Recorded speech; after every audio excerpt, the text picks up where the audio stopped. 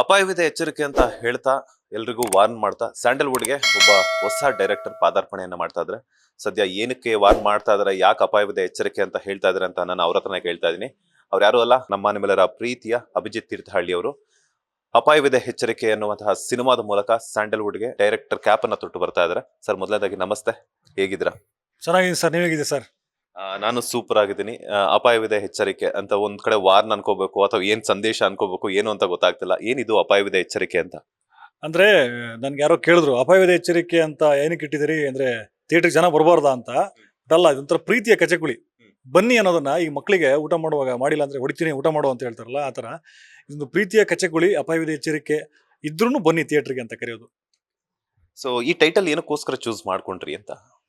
Am, sir, ಇವಾಗ ಸಿನಿಮಾಗಳು ಅಂತ ಬಂದಾಗ ತುಂಬಾ ಕಥೆಗಳನ್ನು ಹೇಳ್ಬಿಟ್ಟಿದ್ರು ಜನ. ಅಂದ್ರೆ ತುಂಬಾ ಟೈಟಲ್ಗಳು ಬಂದ್ಬಿಟ್ಟಿದೆ. ಅಂದ್ರೆ ಇವತ್ತಿಗೆ ಜನಕ್ಕೆ ಏನಾದ್ರೂ ಒಂದು ವಿಭಿನ್ನವಾಗಿ ಏನಾದ್ರೂ ಹೇಳ್ಬೇಕು, ಇಲ್ಲ ಅಂದ್ರೆ ಉಳ್ಕೊಳಲ್ಲ. ಅಂದ್ರೆ ಈಗ ಊರಿನ ಹೆಸರು ಅಥವಾ ಪಾತ್ರದ ಹೆಸರನ್ನು ಟೈಟಲ್ ಆಗಿ ಇಡುವಂಥದ್ದು ಪದ್ಧತಿ ಅಲ್ವಾ ಅವಾಗೆಲ್ಲ. ಸೊ ಇವಾಗ ಸ್ವಲ್ಪ ಡಿಫ್ರೆಂಟ್ ಆಗಿ ಹೇಳ್ತಾ ಇದ್ದಾರೆ, ಅಂದ್ರೆ ಟೈಟಲ್ಗಳು ಖಾಲಿ ಆಗ್ತಾ ಇದೆ ಅಲ್ವಾ.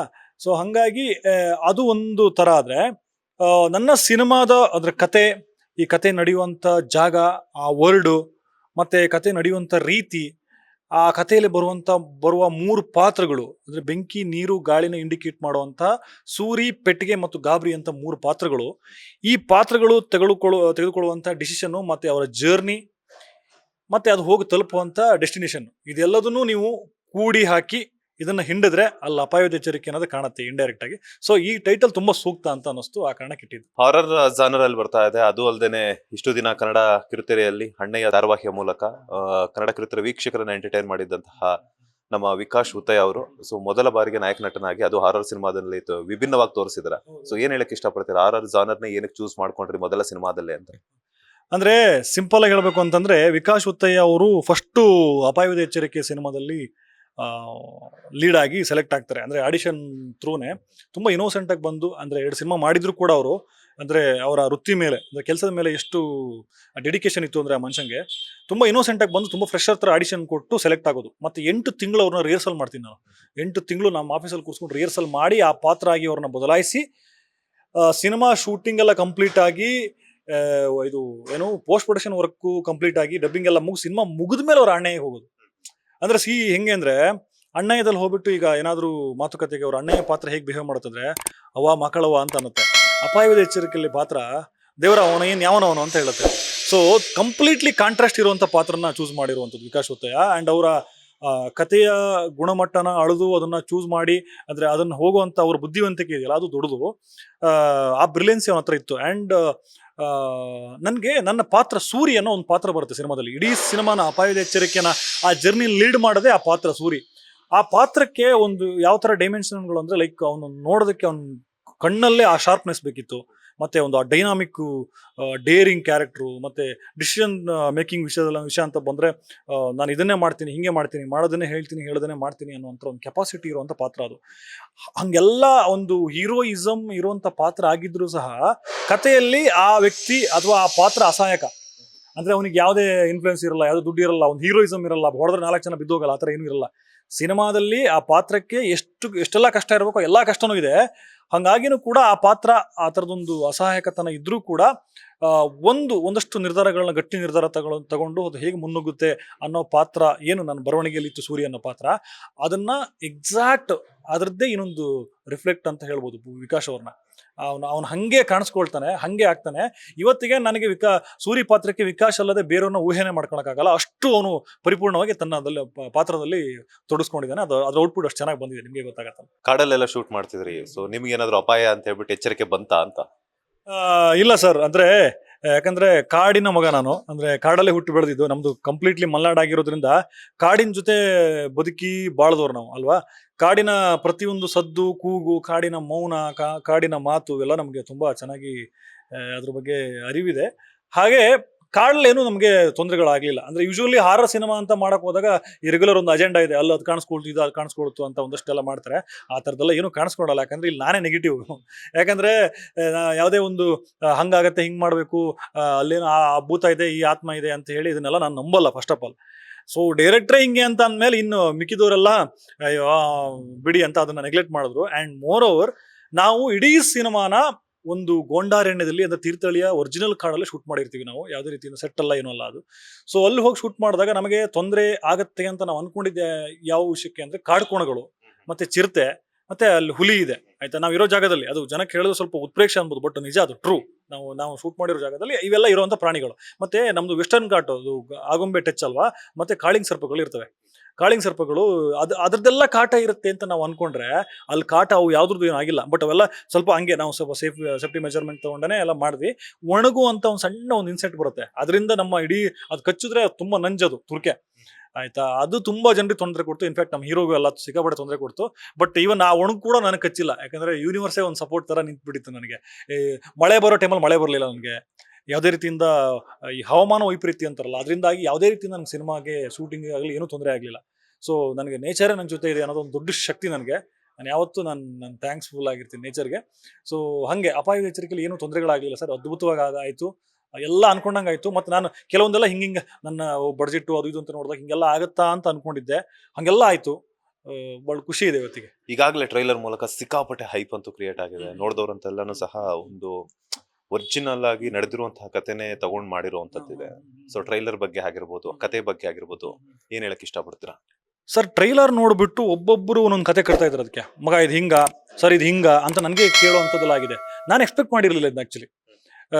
ಅಂದರೆ ಇಡೀ ಸಿನಿಮಾ ಟ್ರೈಲರ್ ಕಟ್ ನಾನೇ ಮಾಡಿದ್ದು. ಒಂದಷ್ಟು ವರ್ಷನ್ಗಳು ಮಾಡಿ ಡ್ರಾಫ್ಟ್ ಮೇಲೆ ಡ್ರಾಫ್ಟ್ ಮಾಡಿ ಒಂದಷ್ಟು ಡಿಸಿಷನ್ ತಗೊಳ್ಬೇಕು ಅಂತ ನಮ್ಮ ಜಡ್ಮೆಂಟ್ ಹೋಗಿರುತ್ತಲ್ಲ, ಜನಕ್ಕೆ ಯಾವ್ದು ಬೇಕು, ಯಾವ್ದು ರುಚಿಸುತ್ತೆ ಅನ್ನೋ ನಾವು ಜಡ್ಮೆಂಟ್ ತಗೊಳಕ್ಕಾಗಲ್ಲ. ಹಂಗೂ ಕೂಡ ಒಂದು ಟ್ರೈಲರ್ನ ಲಾಕ್ ಮಾಡ್ತೀನಿ ನಾನು, ಇದು ಈ ಥರ ಹಿಂಗೆ ಹೋಗೋಣ ಅಂತ. ಬಟ್ ಇವತ್ತಿಗೆ ಅಂದರೆ ನೀವು ಟ್ರೈಲರಿನ ವ್ಯೂಸಿಂದಾಗಿ ಅದನ್ನು ಕೌಂಟ್ ಮಾಡಬೇಡಿ ಸರ್. ನನಗೆ ನನ್ನ ಕಮೆಂಟ್ ಸೆಕ್ಷನ್ ನೋಡಿ, ಅದು ಯಾವುದು ಫೇಕ್ ಅಲ್ಲ ಅಥವಾ ಆರ್ಗ್ಯಾನಿಕ್ ಎಲ್ಲನೂ ಅಲ್ಲ. ಸೊ ಟ್ರೈಲರು ನೋಡಿ ಒಬ್ಬೊಬ್ರು ಅಂತ ಹೇಳ್ತಾ ಇದ್ದಾರೆ. ನನಗೆ ಈವನ್ ಸಣ್ಣದಾಗಿ ಕೂಡ ಮಗ ಅದು ಹಂಗೆ ಮಾಡಬೇಕಿತ್ತಲ್ಲ ಅಂತ ಯಾರು ಹೇಳಿಲ್ಲ ಸರ್. ತುಂಬ ನನಗೆ ಟ್ರೈಲರ್ ಬಿಟ್ಟ ಮೇಲೆ ಗೊತ್ತಾಯ್ತು, ಓಕೆ ಸಿನಿಮಾಗೆ ಇಷ್ಟು ಇದೆ ಅಂತೇಳಿ. ಯಾಕಂದರೆ ನಾನು ನೋಡಿ ಅಪಾಯದ ಎಚ್ಚರಿಕೆ ಅಂತ ನಾವು ಅನೌನ್ಸ್ ಮಾಡಿದ್ಮೇಲೆ ಒಂದು ನಾವು ಮೋಷನ್ ಪೋಸ್ಟರ್ ಬಿಡ್ತೀವಿ. ಮೋಷನ್ ಪೋಸ್ಟ್ರಿಗೆ ಒಂದಷ್ಟು ಪ್ರತಿಕ್ರಿಯೆ ಬರುತ್ತೆ. ಓಕೆ ಏನೋ ಒಂದು ಗ್ಲಿಮ್ಸ್ನ ಚೆನ್ನಾಗಿ ಹೇಳಿದ್ದಾರೆ VFX ಮೂಲಕ ಅಂತ. ಇಮಿಡಿಯೇಟ್ ಬ್ಯಾಚುಲರ್ ಸಾಂಗ್ ಅಂತ ಬಿಡ್ತೀವಿ. ಅದು ಬ್ಯಾಚುಲರ್ ಸಾಂಗ್ಸ್ ಎಷ್ಟು ಚೆನ್ನಾಗಿ ಕನೆಕ್ಟ್ ಆಗುತ್ತೆ ಎಲ್ರಿಗೂ ಅಂತಂದರೆ, ಎಲ್ಲ ಬ್ಯಾಚುಲರ್ಸ್ ಬದುಕಿನ ಬವಣೆಗಳಿಗೆ ಕನ್ನಡಿ ಹಿಡಿದ್ರೆ ಹೆಂಗಿರುತ್ತೆ ಹಂಗಿದೆ. ಎಲ್ಲ ನಿಮ್ಮಂಥವ್ರು ಎಲ್ಲ ಬ್ಯಾಚುಲರ್ಸ್ಗಳು ನಮ್ಮ ರೂಮಿಗೆ ಬಂದರೆ ಗೊತ್ತಾಗುತ್ತೆ ನಾವು ಎಂಥವ್ರು ಅಂತಲ್ವಾ, ಆ ಥರ ಇರುತ್ತೆ. ಅದಾದಮೇಲೆ ನಾವು ಟೀಸರ್ ಬಿಡ್ತೀವಿ. ಟೀಸರ್ ಬಿಟ್ಟು ಕೂಡಲೇ ಆಡಿಯನ್ಸ್ ಓಕೆ ನಮ್ಮದೇ ಅದೊಂದು ಸಣ್ಣ ಆಡಿಯನ್ಸ್ ಬಿಲ್ಡ್ ಆಗಿರುತ್ತೆ ಅಷ್ಟರಲ್ಲಿ. ಅವರಿಗೆ ಓಕೆ ಇದೇನೋ ಬೇರೆ ಹೇಳ್ತಾ ಇದಾರಲ್ಲ ಇವರು ಅಂತ ಅಂದ್ಕೊಳ್ಳೆ ನಾವು ಚುರುಕು ನೋಟವೇ ಸಾಂಗ್ ಬಿಡ್ತೀವಿ ತಿರ್ಗಾ. ಅದು ಮೆಲೋಡಿ ಹಿಟ್. ಅದು ಇವಾಗ ಇನ್ಸ್ಟಾಗ್ರಾಮಲ್ಲಿ ಇವಾಗಲೂ ಟ್ರೆಂಡಿಂಗಲ್ಲಿ ಇದೆ, ಸಖತ್ ಹಿಟ್ ಸಾಂಗ್ ಅದು. ಒಂದು ತುಂಬಾ ಜನ ಇವನ್ ಡಾಲಿ ಅವರ ಮದುವೆಯಲ್ಲಿ ನೀವು ತುಂಬಾ ಇನ್ಸ್ಟಾಗ್ರಾಮ್ ರೀಲ್ಸಲ್ಲಿ ಡಾಲಿ ಸರ್ದು ಮದುವೆನ ಚುರುಕು ನೋಟವೇ ಸಾಂಗ್ ಇಟ್ಕೊಂಡು ಕ್ಯಾಪ್ಚರ್ ಮಾಡಿದ್ದಾರೆ. ಈಗಲೂ ಎಲ್ಲ ಓಡ್ತಾ ಇದೆ, ತಾವು ಗಮನಿಸಿರ್ಬೋದು. ಬಟ್ ಹಂಗೆ ಹಿಟ್ ಆಗೋದು ಅವಾಗ ನಾವು ಟ್ರೈಲರ್ ಬಿಡ್ತೀವಿ. ಟ್ರೈಲರ್ ಬಿಟ್ಟಾಗ ಈ ಮಿಕ್ಸ್ಡ್ ಅಂದರೆ ಎಲ್ಲದನ್ನೂ ಒಳಗೊಂಡಿರೋ ಸಿನಿಮಾ ಅನ್ನೋದನ್ನ ನಾವು ಪೋರ್ಟ್ರೇ ಮಾಡೋದಕ್ಕೆ ನಾವು ಬಿಡೋ ಪ್ರತಿಯೊಂದು ಕಂಟೆಂಟ್ ಬಿಟ್ಟಾಗಲೂ ಕೂಡ ಅದನ್ನ ನಾವು ಹೇಳ್ಕೊಂಡು ಬಂದು ಟ್ರೈಲರ್ ಬಿಟ್ಟಾಗ ಇದನ್ನೇನೋ ಅಪಾಯದ ಎಚ್ಚರಿಕೆ ಅನ್ನೋದು ಈಗ ಅರ್ಥ ಸಿಗ್ತಾ ಇದೆ ನಮಗೆ ಅಂತ. ಬ್ಯಾಚುಲರ್ ಸಾಂಗ್ ಬಿಟ್ಟಾಗ, ಚುರುಕು ನೋಟವೇ ಸಾಂಗ್ ಬಿಟ್ಟಾಗ ಆ ಕಂಟೆಂಟ್ಗೂ ಅಪಾಯದ ಎಚ್ಚರಿಕೆ ಟೈಟ್ಲಿಗೂ ಸಂಬಂಧನೇ ಇರಲಿಲ್ಲ ಅಂತ ಅನಿಸ್ತಾ ಇತ್ತು. ಇವತ್ತಿಗೆ ಇದು ಟ್ರೈಲರ್ ಬಿಟ್ಟಾಗ ಟ್ರೈಲರ್ ಇದು ನಿಜವಾಗ್ಲೂ ಅಪಾಯದ ಎಚ್ಚರಿಕೆ ಟೈಟ್ಲ್ ಈಗ ಸೂಟ್ ಆಗುತ್ತೆ ಇವರಿಗೆ ಅಂತ ಹೇಳ್ತಾರೆ. ಅಂಡ್ ಟ್ರೈಲರ್ ಬಗ್ಗೆ ತುಂಬಾ ಒಳ್ಳೆ ಪ್ರಶಂಸೆಗಳು ಬರ್ತಾ ಇದೆ. ಇನ್ಫ್ಯಾಕ್ಟ್ ಕೊನೆಗೂ ರಿಲೀಸ್ ಆಗ್ತಾ ಇದೆ. ಸೊ ಒಂದ್ ಕಡೆ ಭಯ ಇದೆಯಾ, ಒಂದ್ ಕಡೆ ನೀವೇ ವಾರ್ನ್ ಮಾಡ್ತಿದ್ರ, ಬೆಳ್ಳಿ ಪರದೆಯಲ್ಲಿ ಇಷ್ಟು ದಿನ ನೀವು ಕಷ್ಟಪಟ್ಟಿರುವಂತದ್ದು ಅಪಾಯವಿದೆ ಎಚ್ಚರಿಕೆ ಅಂತ ಹೇಳ್ಬಿಟ್ಟು ಆಡಿಯನ್ಸ್ ಭಯ ಪಡಿಸ್ತಿದಾರ. ಸೊ ಏನ್ ಹೇಳಕ್ ಇಷ್ಟಪಡ್ತೀರಾ ಅಪಾಯವಿದೆ ಎಚ್ಚರಿಕೆ ಅನ್ನುವಂತಹ ಸಿನಿಮಾದ ಮೂಲಕ ಸ್ಯಾಂಡಲ್ವುಡ್ ಸಿನಿ ಪ್ರೇಕ್ಷಕರಿಗೆ ಯಾವ ರೀತಿಯಂತಹ ಸಂದೇಶವನ್ನ ಹೇಳೋದಕ್ಕೆ ಹೊರಟಿದ್ದೀರಾ ಅಂತ?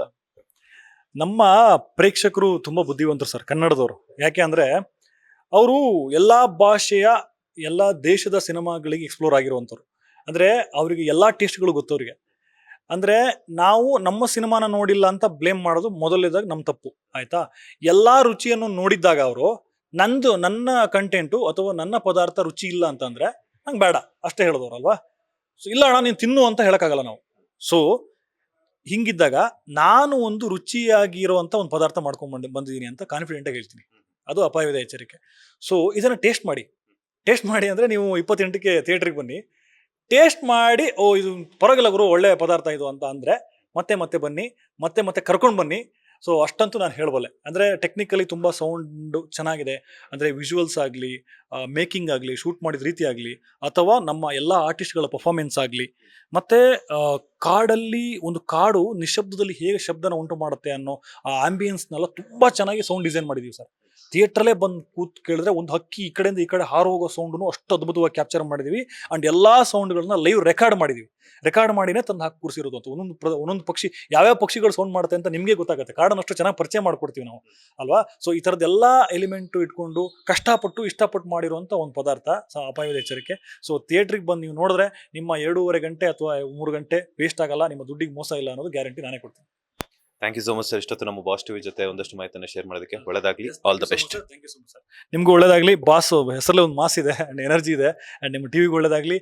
ನಿಮ್ಮ ಟಿವಿ ಮೂಲಕ ನಮ್ಮ ಸಿನಿಮಾ ಪ್ರಚಾರ ಇನ್ನೂ ಅದ್ಭುತವಾಗಿ ನಡೀಲಿ. ಎಲ್ಲರೂ 28ನೇ ತಾರೀಕು ಥಿಯೇಟ್ರಿಗೆ ಬಂದು ಸಿನಿಮಾ ನೋಡೋಂಗಾಗ್ಲಿ. Thank you so much. ಇದಿಷ್ಟು ಅಪಾಯದ ಎಚ್ಚರಿಕೆ ಸಿನಿಮಾದ ನಿರ್ದೇಶಕರಾಗಿರುವಂತಹ ಅಭಿಜಿತ್ ತೀರ್ಥಹಳ್ಳಿ ಅವರ ಮಾತು. ಕ್ಯಾಮರಾ ಪರ್ಸನ್ ರವಿಚಂದ್ರ ಜೊತೆ ಮಂಜುನಾಥ್ ಶ್ರೀನಿವಾಸ್, ಬಾಸ್ ಟಿವಿ ಕನ್ನಡ, ಬೆಂಗಳೂರು.